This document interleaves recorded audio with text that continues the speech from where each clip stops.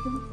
നാളെ ഇതുവരെയും നിങ്ങൾ ഓരോരുത്തരും നൽകിയ നല്ല മനസ്സുകളായ നിങ്ങളുടെ സഹായം കൊണ്ടാണ് ഞാനും എന്റെ മക്കളും ജീവിച്ചു വന്നിട്ടുള്ളത്. എന്റെ മൂത്ത മോളുടെ കാലിന്റെ സർജറിയും ഇടുപ്പലിന്റെ സർജറിയും കഴിഞ്ഞ് കിടക്കുകയാണ്. എന്റെ മോൾക്ക് ഇനിയും തുടർ ചികിത്സയും ഡോക്ടർമാര് പറഞ്ഞിട്ടുണ്ട്.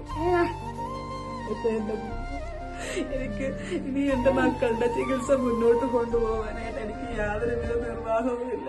എന്റെ ഇളയ മകളുടെ 2 കാൽമുട്ടിനും ഡോക്ടർമാര് സർജറി പറഞ്ഞിട്ടുണ്ട്, നട്ടലിനും സർജറി പറഞ്ഞിട്ടുണ്ട്. എന്റെ മോളുടെ കാലിന്റെ സർജറി കഴിഞ്ഞാൽ എന്റെ മോൾക്ക് നിലത്ത് നിൽക്കുവാനായിട്ട് കഴിയും. ഈ കുഞ്ഞുങ്ങളുമായിട്ട് ഞാൻ നിരന്തരം നിങ്ങളുടെ മുന്നിലിരിക്കുന്നത് ഇതുങ്ങളുടെ ഫിസിയോതെറാപ്പി മുന്നോട്ട് കൊണ്ടുപോകുന്നതിന് വേണ്ടിയിട്ട്, നിങ്ങളുടെ ഒരു നേരത്തെ ഭക്ഷണത്തിന് വേണ്ടിയിട്ട് മാത്രമാണ്. വയറുവശക്കാണ് എന്റെ മക്കളെ കരച്ചിൽ കാണാതിരിക്കാനും വേണ്ടിയിട്ട് മാത്രമല്ല ഇതുവരെ നിങ്ങളുടെ മുന്നിൽ കൈവിട്ടിട്ടുള്ളത്. നിങ്ങളെല്ലാവരും ഞങ്ങളെ സഹായിച്ചിട്ടുണ്ട്. പക്ഷെ എനിക്ക് നിങ്ങളോടല്ലാതെ വേറെ ആരോടും ചോദിക്കാനില്ല. എന്റെ ഈ മക്കളുടെ അവസ്ഥയിൽ ഞാൻ കയറി ഇറങ്ങാത്ത വീടുകളില്ല. എന്റെ മക്കളുമായിട്ട് ചോദിക്കാനായിട്ട് ആരുമില്ല. എന്റെ മക്കളുടെ ചികിത്സ എനിക്ക് മുന്നോട്ട് കൊണ്ടുപോകണം. എന്റെ മക്കളൊന്ന് നടന്ന് കണ്ടേച്ചാൽ മതി. എനിക്കിത് ചില ഒന്നും വേണ്ട. എന്റെ കണ്ണടയുന്നു കാണുന്നു കഴിഞ്ഞു കഴിച്ചാല് എന്റെ കണ്ണടഞ്ഞു കഴിച്ചാല് മക്കളുടെ അവസ്ഥ ഓർത്തിട്ട്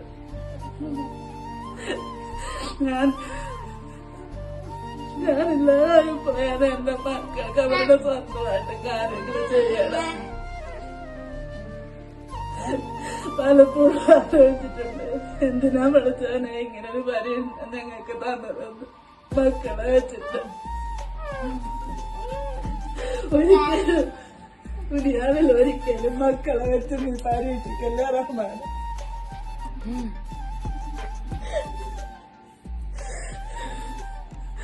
അത്രയ്ക്ക് കേട്ടിട്ടാണ് നിങ്ങളുടെയൊക്കെ മുന്നിലിരിക്കുന്നത്. ഒരുപാട് പേരുടെ പരിഹാസങ്ങളെ കേട്ടിട്ട് ആക്ഷേപങ്ങളെ സഹിച്ചിട്ട് ഞാൻ എന്റെ മക്കളെ നടന്ന് കാണുന്നതിന് വേണ്ടിയിട്ട് മാത്രമാണ് നിങ്ങൾക്ക് മുന്നിൽ ഇങ്ങനെ കൈ നീട്ടുന്നത്. എന്റെ മക്കളൊന്ന് നടന്നു കാണാൻ വേണ്ടിയിട്ട്, അവരുടെ സ്വന്തമായിട്ടുള്ള കാര്യങ്ങൾ ചെയ്യുന്നതിന് വേണ്ടിയിട്ട്. എന്റെ മക്കളുടെ ഫിസിയോതെറാപ്പിക്ക് അവരുടെ പ്രോട്ടീൻ പൗഡറിനും പാമ്പേഴ്സിനും ഒക്കെ ആയിട്ട് ഒരു മാസത്തിൽ 60,000 രൂപയ്ക്ക് മുകളിൽ വേണം.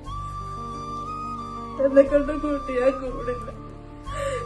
എനിക്കൊരു ജോലിക്ക് പോലും പോകാനാവത്തില്ല. മക്കളെ ഇട്ടിട്ട് ഞാൻ എന്ത് ജോലിക്ക് പോകാനായിട്ട്? എന്റെ ഭർത്താവിന് ആക്രിയെടുക്കുന്ന ജോലിയാണ്. പക്ഷെ അദ്ദേഹം രോഗിയാണ്. സ്ഥിരമായിട്ടും ജോലിക്ക് പോകാൻ പോലും പറ്റുന്നില്ല. പറ്റില്ല. കരഞ്ഞുകൊണ്ട് ഞാൻ പറയുന്നുണ്ട് എന്റെ മക്കളെ ഒന്ന് നടത്തിച്ച് പറയുന്നുണ്ട്. കാരണം എനിക്ക് ആരുടെ മുന്നിൽ വന്ന് കൈ നീട്ടി നാണം കളയേണ്ട അവസ്ഥ.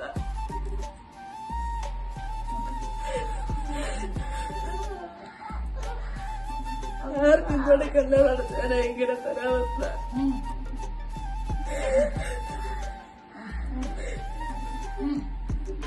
എന്റെ മക്കള് വിശന്ന് കഴിയുന്ന സാഹചര്യങ്ങളിൽ ഞാൻ നോക്കി നിന്നിട്ടുണ്ട്. വെള്ളം കോരി അതുങ്ങളുടെ വായിലൊഴിച്ചു കൊടുത്തിട്ടുണ്ട് അതുങ്ങളെ വിശപ്പടക്കാൻ വേണ്ടിയിട്ട്. അത്രയ്ക്ക് ഗതികെട്ടുമ്മയാണ്. എനിക്ക് ഒരു മാർഗവും ഇല്ലാതിട്ട. എനിക്ക് എന്റെ മക്കളെ കളിയും ചിരിയും കണ്ട അതുങ്ങളോട് നടക്കുന്നത് കണ്ട് ജീവിക്കണം.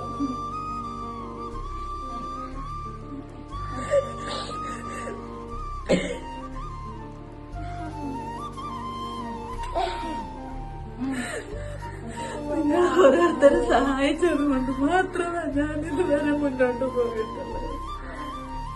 ഇനി ഞങ്ങള് കൈവിടരുത്. എന്റെ മക്കളെ ഒന്ന് എഴുന്നേറ്റ് നടന്ന് കാണാൻ വേണ്ടി, എന്റെ മക്കളോട് നടക്കുന്നത് കാണാൻ വേണ്ടിയിട്ടാണ് ഞാൻ നിങ്ങളുടെ മുന്നിൽ ഇങ്ങനെ യാചിക്കുന്നത്.